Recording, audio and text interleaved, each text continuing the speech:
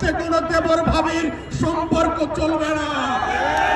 গণঅভ্যুত্থানের রক্তের একটাই সম্পর্ক, সেটা হচ্ছে ন্যায্যতার সম্পর্ক, সেটা হচ্ছে ইনসাফের সম্পর্ক, সেটা হচ্ছে বৈষম্যহীন পুঁজি বাজার গঠনের সম্পর্ক। আমাদের বক্তব্য আমরা বারবার বলেছি, এই কমিশন করে আপনাদেরকে পুঁজিবাজার পরিচালনা পর্ষদের শুধুমাত্র কমিশন করলে হবে না, বিনিয়োগকারীদের প্রতিনিধি নিতে হবে।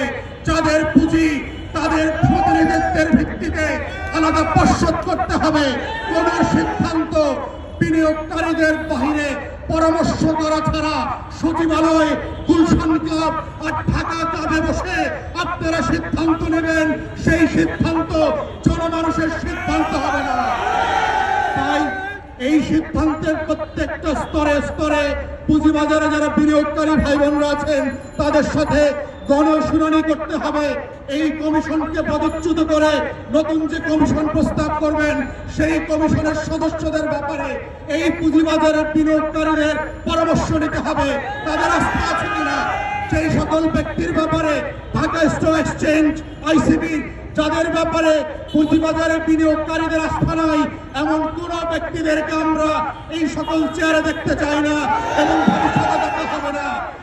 যদি আপনারা সত্যিই পুঁজিবাজার সংস্কার টাস্কফোর্স করে থাকেন, এই টাস্কফোর্সে পাটপাটদের নাম দেখতে পাচ্ছি কেন? যারা বিভিন্নভাবে ফোর্সেল করছে, লুটপাট করে দাম বাড়ায় এবং কমায়, সেই সকল ব্যক্তিদেরকে দিয়ে সংস্কারের নাটক আমাদেরকে দেখাবেন না। ওই সংস্কারের নাটক আমরা মানি না।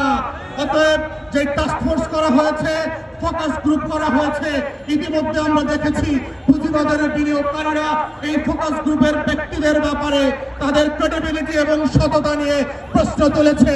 এমন লোকদেরকে কোনোভাবেই আমরা এই টাস্কফোর্সে আর ফোকাস গ্রুপে দেখতে চাই না।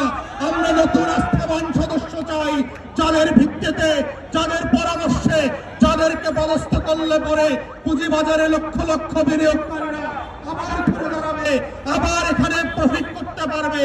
জীবনের শারীরিক মানসিক বঞ্চনা থেকে তারা রেহাই পাবে। তেমন পুঁজিবাজার গঠনের আহ্বান জানিয়ে আমার বক্তব্য